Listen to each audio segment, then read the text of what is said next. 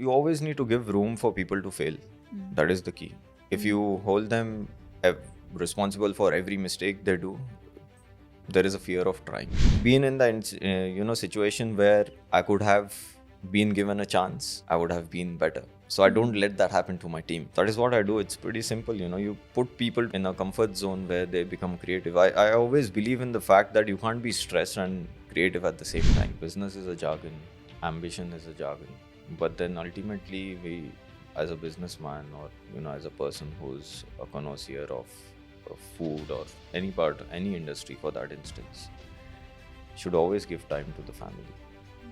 Should always give time to yourself. Aatir Dhadalla's journey began in Mumbai as a creative at heart, and his destiny led him to the kitchen. From London's culinary halls to Michelin-starred mentors, he rose to cook for royalty, leaders and icons. Today, as managing partner of our sponsors Meals on Me, he's redefining what food delivery means by making healthy meals a force for community well-being. And he knows the pressure, whether it be in the kitchen, home or business. Aatir shows how to navigate stress and still create impact. And today, thanks to our sponsors at Meals on Me, who are keeping our listeners fueled with their flavourful, fuss-free meals, we go beyond the plate and into Aatir Dhadalla's story. He's passionate, purposeful and pioneering. Welcome to the show. I'm so happy to see you and to be able to sit down and finally get to know you on a much deeper level that adds value to our audience today. Thank you, Charlotte. Thanks for having me today. Thank you so much. So, Aatir, do you want to share with us just a little about who you are? I'm a culinary arts graduate from England. I started working. I had a passion for cooking from the beginning. I come from a very conservative family. My father is a chemical engineer. My sister is a psychologist. So I was the only person who was not very interested in academics. I was more technical. I was more creative, I would say. So I enrolled myself into a diploma in India, back in Bombay. And then, I started working in ITC hotels. I started working in Indian kitchen over there, which was run by a very big celebrity chef. And later on, I moved to England to do my graduation. After moving to England, after completing my graduation, I worked with Amelia Hotels for a long time, and then I moved on to work with Russell Ford. After leaving England, I had spent a short spell in Bahrain. I worked for a big hospitality company. I was a group sous chef. Later on, due to some reasons, I had to move from Bahrain, and then I came to Dubai in 2014. Started working in Melia Hotels again, with the reference what I had from the UK, and then eventually met Chef Sanjeev Kapoor.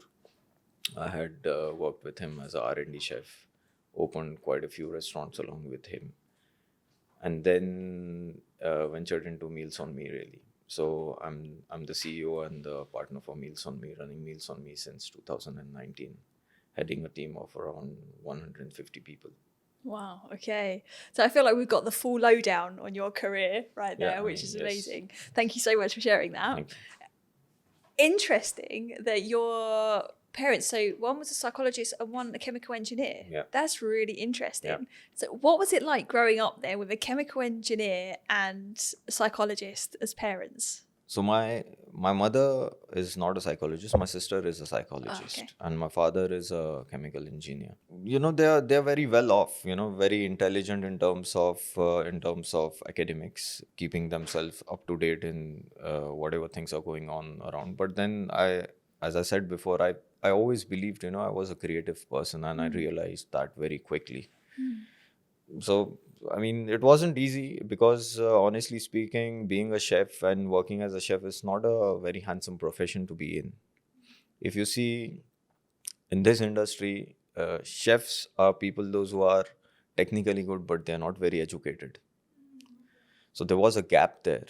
Being graduating in culinary arts gave me an edge. It gave me that intellect and that acumen of business, and to understand what is lacking in the hospitality or rather F&B industry. So it wasn't, coming back to your question, it wasn't very easy. But then, yes, I wasn't looked like, the profession was not very, lucrative in front of my parents and my sister. But then, yes, I mean, having said so, it was very creative. So a person who's always been into academics and who's always been into a circumference is very different from a creative person, and the ideology does not match. That is what I would take it as. That's really interesting to me. So my brother is very academic. He's got a law degree. He studied his nursing. He now does all sorts of wonderful things at St Thomas's in London. Right. Very academic, very hands-on with his work, but very, very academic. And although I've got a bit of academia, obviously, in my background, in my study, I'm very much can relate to what you said about that kind of creative energy that you bring to it. Now, I'm no means a chef. My husband can attest to that. Right. But I look at the chefs and I think, I think yes, there is that kind of technical piece of the puzzle that's necessary, but Yes. I also see like people as well at the same time, because you have to lead a lot of people in high pressure kitchens. What's that like? See, look, that is what it comes to. See, look, when you compare a person who has done a lot of academics, and a person, if you compare, he's doing something which is creative. Creativity needs a certain amount of people also to execute. So you are the person who's ideologizing a product, but then you want people to execute it. So obviously you need to be a person who knows how to handle people. It's not easy. See, look, to think, it's always easy to cook and to create a dish, but then if you want somebody else to do it and follow it and be consistent, you obviously have to manage, and you basically don't need to leave anything for interpretation when you're giving any advice or any suggestion or any instruction. Really, that is how it goes. So how did you manage that? Because I can imagine, and maybe I'm wrong, maybe it was a walk in the park for you, but I can imagine it would be tough when you're working at such high-end restaurants, a lot of expectations around consistency, around quality, I would imagine as well. How have you managed to lead your team in the kitchen to uphold those standards? See, look, chefing is a very technical profession. It is a very technical profession. But obviously, you need to intersect with intelligence as well. You need to have that flair. You need to have that interesting concepts so that you become an example in the team or the brigade what you're working for or working with rather. So first things first is basically whenever you instruct people, you have to have confidence in your concept. That comes through practice. So I always believe that technical skills can be gained by practice, but then the way you interpret, the way you suggest to the people, or the way you tell people, it comes only through your acumen. How do you handle people? And how do you handle people? If you've got a style, because you come across very kind of serious, focused, which is very, very powerful and Right. important, and incredibly necessary in a kitchen, I would Right. imagine, and also in business to a Right. point. What's your kind of style? Obviously, that's first So impression. you always need to give room for people to fail. That is the key. If you hold them responsible for every mistake they do, there is a fear of trying. See, look, you need to remember one thing: as a chef, or as a creator, or any creative person, you are at the disposal of a comment. How the food is, how it looks. So that is a very intense environment. Imagine your profession being at the disposal of the comment of your viewers every single time you make a video. So that is not a comfortable situation on Yeah. the first instance itself. Yeah. So you need to understand that fact first, and then take it further and make the team relax. So what I do is I always give them, I always give them room to fail. I always give them room to try, give them time to understand what problems they have. And how did you create that skill for you to go first? Because you would have had to have gone through that yourself, in the same way that anybody can comment on this episode, and it's an open floor. Like, how did you build perhaps that resilience or courage or whatever you think Yes. it would need to do it? I would call it an adjective rather. So, I've been a very, very strong, I have a very strong memory of whatever things have happened to me in the past. Regardless, it could be a very big incident or a small incident. And that makes a very big impact in what you become later on when you grow. So I've been in the situation where I could have been given a chance. I would have been better. So I don't let that happen to my team. Yeah. You know what I mean? So that is what I do. It's pretty simple. You put people to a comfort to in a comfort zone where they become creative. I always believe in the fact that you can't be stressed and creative at the same time. It's a very hard match to happen. Yeah, I'd agree with that for sure. I mean, I think when we're in that stressed state, our mind literally focuses, doesn't it? It's Right. like we suddenly need to survive when we're in that heightened stress Right, state. 100%. So everything else kind of just switches off. Right.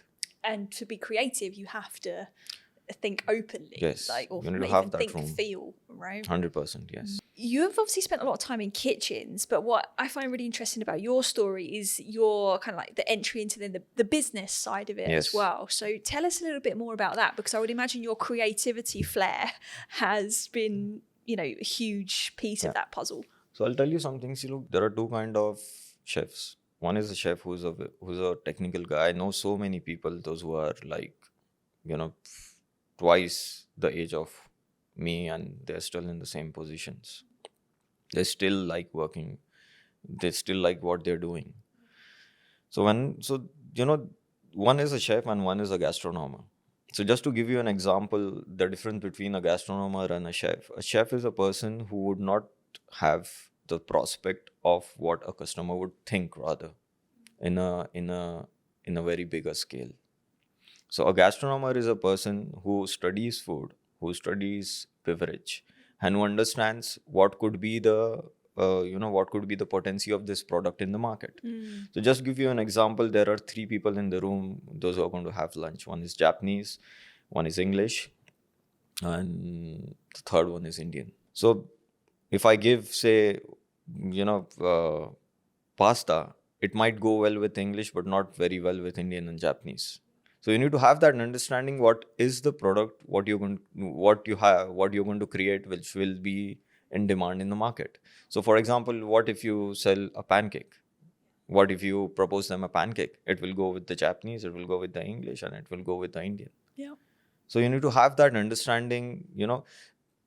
Ultimately, whatever you do as a chef, your ultimate goal has to be to cater to somebody's need, and that is not everybody's cup of tea.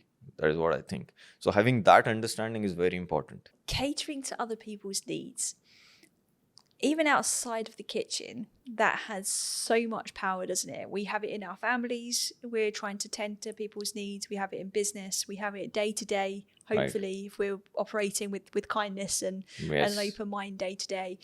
What are the downsides of trying to cater to somebody's needs? In a product market fit, it makes sense, right? You're trying to essentially solve for something specific. But what about like in a kitchen or in a business example? Like, do you think there are key challenges that come with that? A lot of changes come with that. Our demand and supply always does not intersect. A demand can be a demand which is hypothetical, and the supply what we give for that demand could not meet the expectation of the clientele. Yeah. As I told you before, you are always at the disposal of a comment.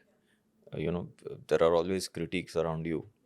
Whenever, especially when it comes to food and the service industry, it is always in the circumference of criticism.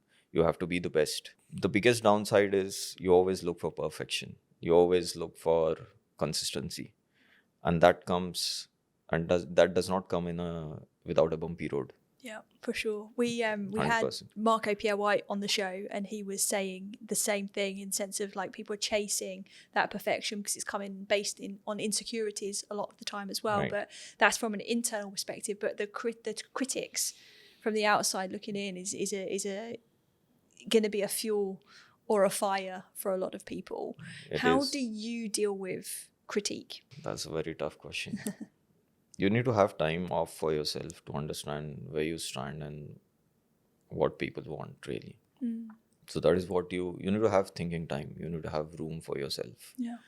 You need to think around your product. You need to think around the team, what is making that product, and be very practical and logical while doing any changes. That is how I would take it. So I spend a lot of time thinking about it.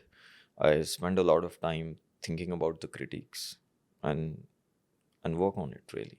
That's what you can do. And did you work on every piece of criticism that you got, or did you have to kind of learn what to disregard and what to entertain? To be honest, I had very less bad critiques on the food. and the service. You're good at what you do, right? But then, yeah, but then, it's always a challenge because you've got so much competition. You, you know, but then yes, I try to go deeper into the problems. So there are tiers of problem: primary, secondary, and tertiary. That is how I divide it. So the primary problems are the problems which can be solved by my subordinates. Few of the problems, secondary problems, I might intervene, I might not. But the major problems, of course, I have to intervene. I have to resolve it by myself.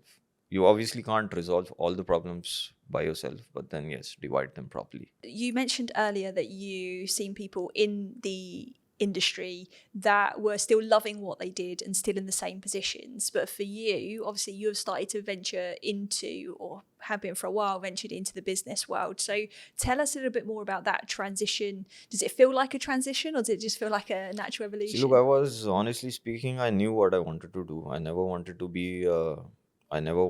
lead a hotel group or a restaurant group and become an executive chef. I knew that I was capable of producing products which will sell in the market and which will have demand for.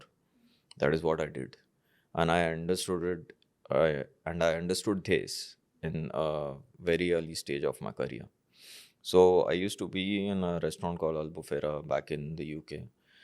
The menus and everything was made by a very big celebrity chef, Danny Garcia. He's a 3 Michelin star chef. He was there in Taste of Dubai also recently with Marco P. White, with Chef Marco P. White. So, the menus were technically very sound, exceptional creativity.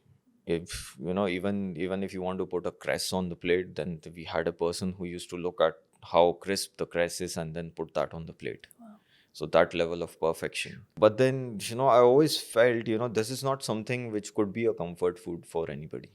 It could never be a staple. Yeah.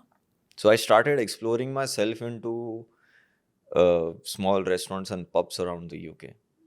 Because UK is such a metropolis, you've got people around the world over there, from South Asian to European to French, Indian, everything is there in London itself. So I knew what I wanted to learn and I knew what I wanted to sell, and I was sure that I don't want to be employed.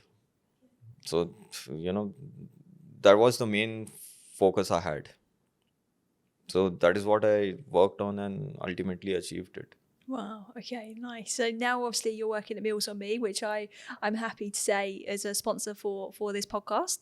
We've been working with you guys for a little while now, and we've had the pleasure of obviously enjoying your food as well. And one of the things that I was just saying to Melvin on a previous podcast was how much I enjoy the variety. Very much is like you can pick and you can choose, and not only is it obviously like really flexible and tasty, but it's something that genuinely can be comfort food, and not many people equate healthy food with comfort food. Yes. So that is how it goes. So basically, when we are serving food on a daily basis and you expect a person to eat it every day in the lunch or dinner, you have to be creative. You cannot be simple. Yeah. Or you can't be very lucrative. You have to be, I always say to my team, you have to be something like paracetamol, which is not very expensive and not very, which is not very expensive and not very cheap as well. You have to be something in the middle of it, which is affordable and which is a necessity. So we are a necessity product. But then when it comes to food, obviously you need to give choice to people to choose from. Yeah. Because that is something what he's going to rely on. So now you're obviously doing a lot of work with Meals on Me, and you just said that you were aiming to get to perhaps where you are today when it comes to the direction of your career. What does that look like with the work that you're doing with Meals on Me now? How does that fit into like your passions, what you enjoy, your profession of where you potentially want to take it? Right. See, look, I was always looking to sell what I think about food, what I think about service industry, what comfort you give to a person. It is not only food, it is an emotion what you're selling to a person.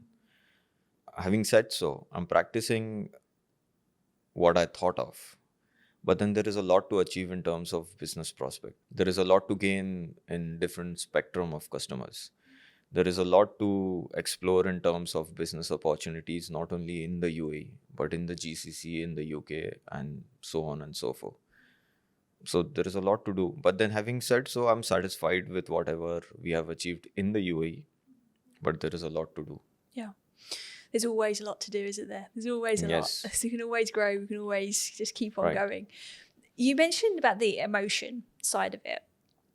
Food is a very emotional topic, and people that are typically stressed and burned out, food can often be a real positive thing, right? When it comes to recovery from eating with people and having that social connection with people, there's a lot of emotion that comes with that on its own. Also from a nutritional perspective as well, right? The more healthy that we eat, the easier it is for us and our bodies to become more resilient to stress, whether that be dis-ease or whether that be day-to-day stress in our behaviors or in our work or in our relationships and these kinds of things.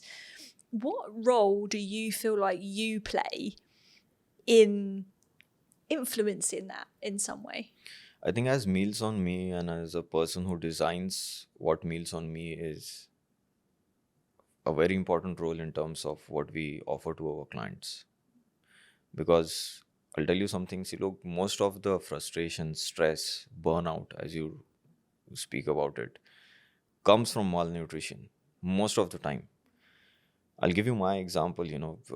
Quite a few months ago, I started feeling very lethargic, sleepy, and so on and so forth. And accidentally, my wife went for a blood test and she found out that she has a vitamin D deficiency. Yeah, very common in this region. Yeah. So she told me, I think your symptoms, what you're facing and what I have are similar. You need to go and do a blood test. And what I came to know out of it was I was deficient in iron and vitamin D both. That was because in the jargon of selling food, I forgot my own nutrition. So that plays a very important role. I had clients calling me and literally telling me and messaging me on my LinkedIn. I can show you a few messages.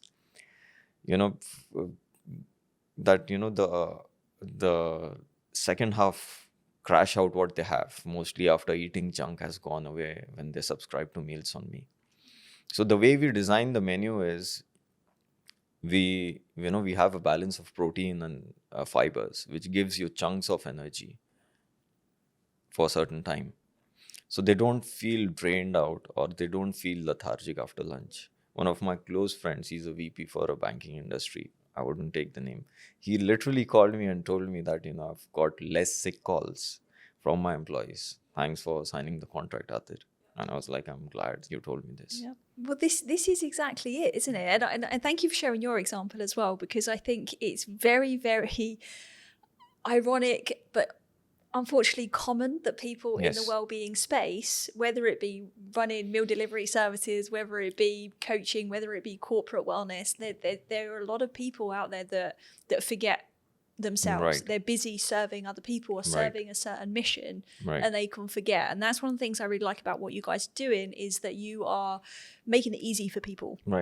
So it doesn't surprise me when VP of your bank friend calls you up and says, hey, my employees are actually feeling better now, or they've got more energy, or we're seeing less sick days, because ultimately the business that you're in, the game that you're in, serves so much more than the obvious, right? And I think that's really important to acknowledge, because there are a lot of companies, and wrongly or rightly, probably up for debate, but are here, particularly in this region, hustling, grinding, trying to make their sales.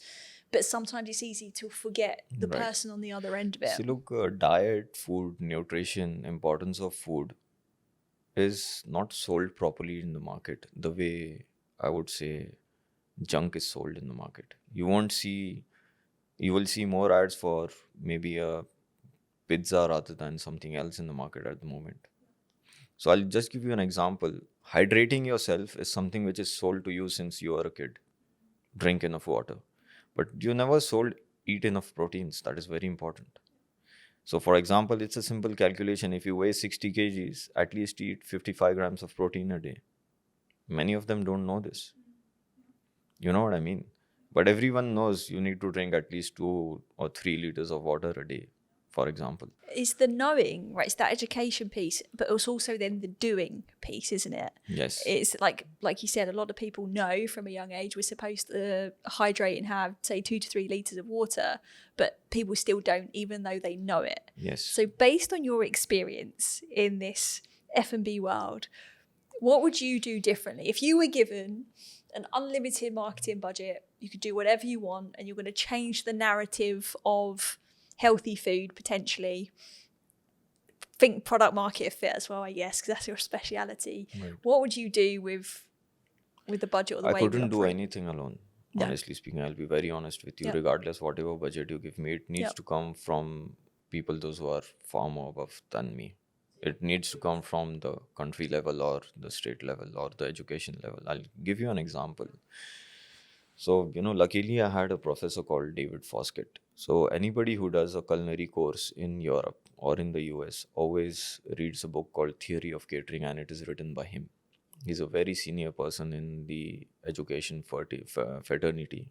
He's a very senior person in the education fraternity in the UK and in the US. So David Foskett actually is a person who bought culinary arts as a graduate degree and got it attested from the Commonwealth and the Queen. Oh, wow. It wasn't a degree before in the UK. As I told you before, it wasn't a profession which was looked like as if it would require a degree. So he was my professor for gastronomy. And he got a task of designing a menu for Oxford. Because see, look, Oxford, it's taken as a university where all, big names come out from. Prestigious, yeah. Yeah. So they had like half an hour to have lunch. And they need to, and the problem there was they need to get enough nutrients in that half an hour. And he was the person who was working with the team to design the menu for them. Wow. So there are too many problems what he told about gastronomy. Gastronomy is all about what perception you build about food. It is one of the topics there in the gastronomy. So, building a perception takes years, and practicing it takes time. So even if you have millions of marketing budget or whatever platform you have, the message needs to be passed from the time when the person is growing. So I think it is the education what a person needs to get from the beginning. I love that. It's a great answer. Is that like the first thing I'm hearing is build a team, for one, of people way smarter than you or I probably are, to be able to really go into the root cause, or at least the root opportunities that we hold. Right. One of the good things I like about being here in the UAE is the vision, the well-being vision that they have. Yes. And slowly but surely we're starting to see some shifts. I mean, I remember 2013 when I first moved here, there was no way you could go and buy a smoothie or something like that. Right. The healthy options there just Absolutely. wasn't anywhere. Now, most places, it's an option. Right. So there are a lot of shifts happening, which is great. And I really like your take on it, is the fact that it starts from an education perspective. How important do you think education is when it comes to our well-being and stress, based on your kind of personal and professional experience? Right. See, look, I mean, stress is never talked about in the school. I mean, nobody talks about burnout. It is a very happy place. Honestly speaking, I'm not I don't know if I should say this, but then I don't find the school system very logical to what you do really in life. I do find the professional education very logical and very, very day to day. So what needs to do to, I don't know what to answer you on this really. I mean, see, look, stress is something what you cannot obviously teach in school. It comes with experience. But one thing can be done in the schooling and in the education system is to build personalities rather than academic careers. I think a personality is something. So there are what I take stress as is I divide it into two parts. One is a due stress and one is a undue.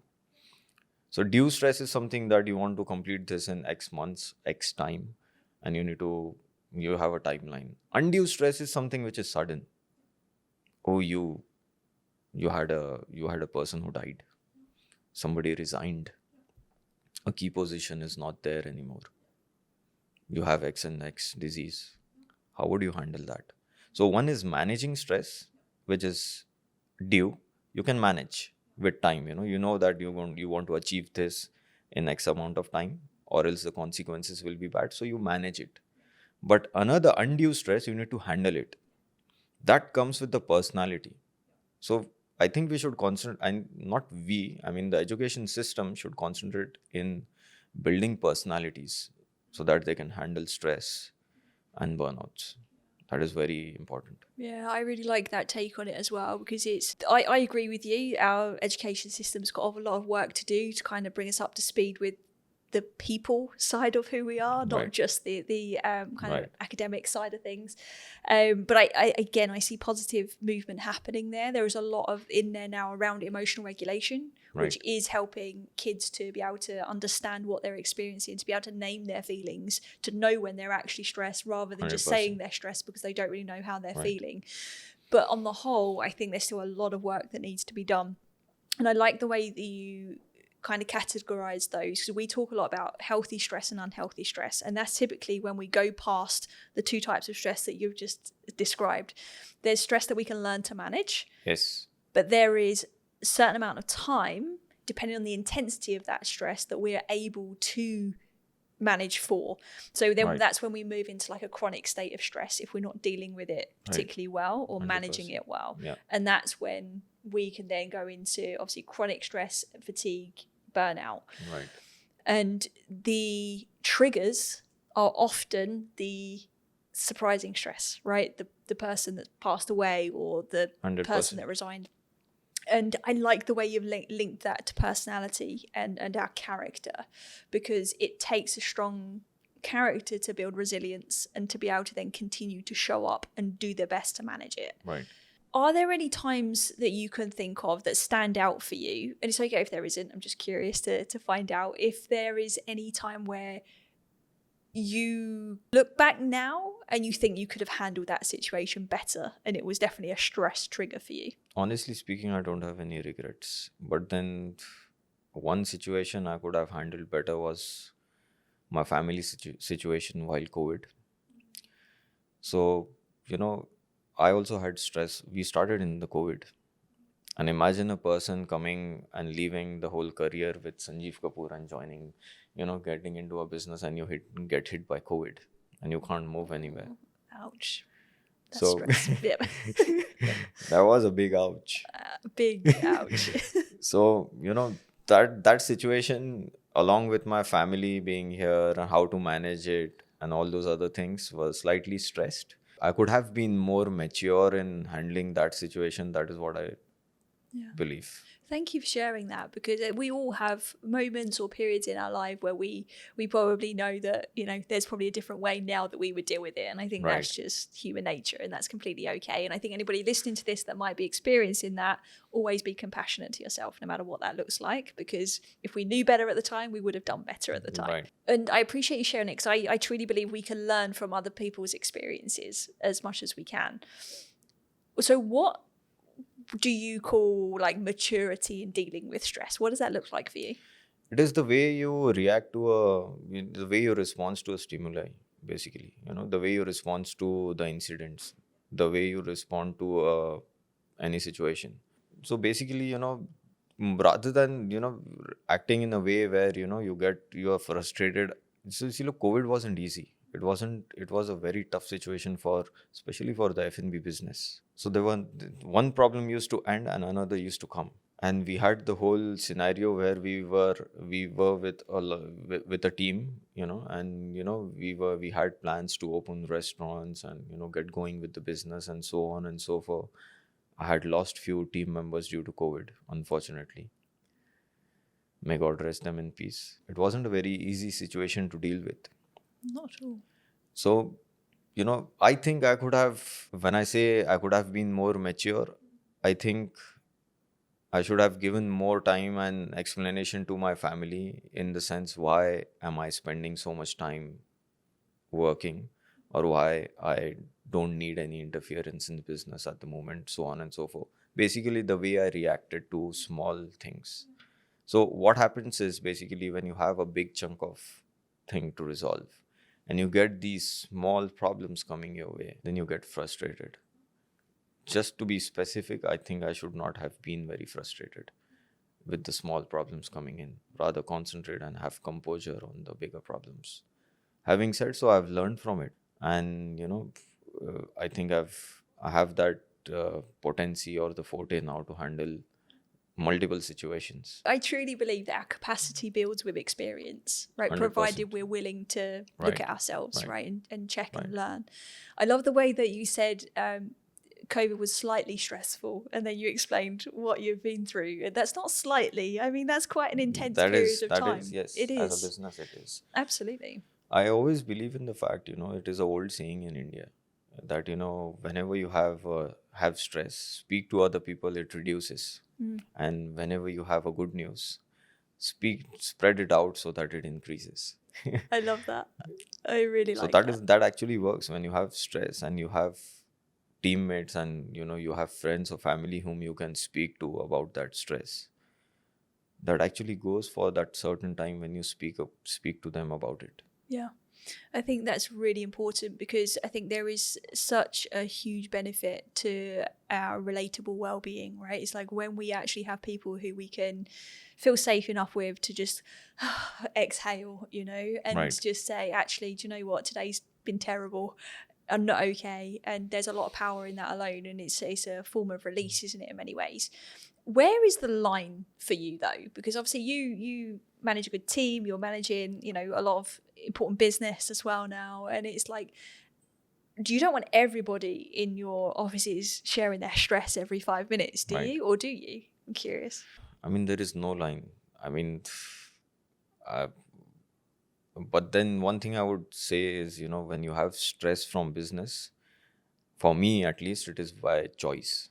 Because I like that stress. I like the stress of sales. I like the stress of being creative. I like the surprise news which might put you in a situation where you need to come out of. Yeah, you're a great leader to be able to have that level of self-awareness, to know perhaps when it's overspilling or when it isn't, and to even have this self-awareness to know that it's always in the background, even if, something's not happening in that moment. Yeah, so look, how I take it is basically I take my my job as a responsibility, which is running families of other 150 subordinates I have. So they have their own problems. So as a leader, obviously, I need to understand how to balance it out so that it does not affect others. So you need to concentrate on business. You need to concentrate on each and everything that requires for doing day to day, and decision making, which is very important. Yeah, and that's something under high stress can Yes. actually be catastrophic if it's not channeled well. You can make some great decisions under high stress, but depends what kind of stress it is. So I look, believe. the workflow what I follow is, again, I'm a person who likes to make small objectives. For example, quarterly, yearly, so on and so forth. I don't think so I'm that big at the moment that I have to take only two key decisions like Jeff Bezos. He takes only two decisions in a year and that are very productive for him. So I don't have that potency at the moment. That's the goal, is it? Trying to reach there, but yeah, I mean, so I'm just comparing. So what happens is you always compare different business minds, because he's into a service industry, I'm into a food tech industry. So that goes hand to hand, what he does, what he follows, and so on and so forth. Not he, but many others. So my decision making actually is often with most of my managers. So I have a hand there, where I use their brain as well. Yeah, nice. So Smart man. so that is how I play it. Nice. So that is how I do it. Yeah. So I take, I'd make small goals, and then you try to achieve them and take decisions which are along with the team. Amazing. I like that. That's good advice anybody listening can follow as well, and at least try to lean No, towards. it makes a lot of difference having Yeah. three brains and then consolidating your decision. It's always exciting. I like how you seem to thrive on the uncertainty. Like, you seem very comfortable in challenge, creativity, and flux. Is that something that's always been the case for you? I wouldn't say that it's always been a case, but then I've worked with. I was fortunate to work with good managers. For example, Melvin, he's a exceptional business person, and he's done amazing work in shipping and then few other companies. So and Chef Sanjeev Kapoor, I respect him a lot. So you know, he, he's a person who was the first celebrity Indian chef, and he has a world record for writing the most cookery books. No, sorry, he has a world record for the longest running cooking show. He's been into MasterChef India. And I was doing the R&D for him. So, these personalities in your life or in your career have that unique skill of pushing you in the corners where you think you won't reach. Yeah. You know what I mean? Yeah, I do, yeah. So, imagine somebody pushing you in the direction where you think, I'm not even near it. So that gives you that endurance. That gives you that, it lands you in a situation where you have to swim. That's it. Exactly. Or else you will It drown. unlocks something, doesn't Yeah. it? Because all of a sudden as well, this thing is possible. And is now I'm possible. going to figure it out. So one when you way or look another. back, you think, is this what it's like? Yeah. You know what I mean? Exactly. So as we start to wrap up today's conversation, I'd love to know, what are some stress management tools maybe that you use on a kind of regular basis? I know you've already spoken about having time to really think. You've mentioned having milestones and breaking things down. Is there anything else that you kind of lean towards in those high stress periods? You see, look, one thing what I do is I always keep track on my diet. That plays a very important role. I always believe and firmly believe in the fact that you are what you eat. That goes without saying. So I always keep track of my diet. I eat a lot of proteins. I eat food which is not going to be very, I eat a balanced diet basically. I keep track of my proteins and carbs, whatever I'm eating, and vitamins and minerals. I take a few supplements. Apart from this, there is no such stress managing tool what I use, honestly speaking. But one thing I would suggest, I always try to give time to myself whenever I am on a thinking phase. I always isolate myself and think about it and then try to solve it on my own. If I'm not, then I ask for help. And that help, if it is business related, then obviously it is my key managers. If it is family related, then it is my wife or somebody else for that instance. So this is what I do.